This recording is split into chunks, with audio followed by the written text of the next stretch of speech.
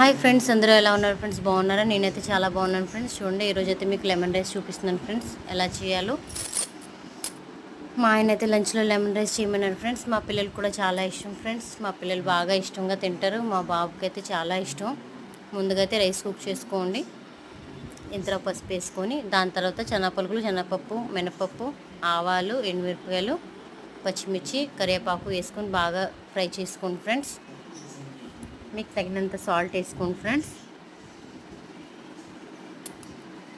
అంతే ఫ్రెండ్స్, మళ్ళీ ఫ్రై చేసుకోండి బాగా. మళ్ళీ రైస్లో మొత్తం కలుపుకోండి పోపుని. దాని తర్వాత ఒక లెమన్ తీసుకున్నాను ఫ్రెండ్స్.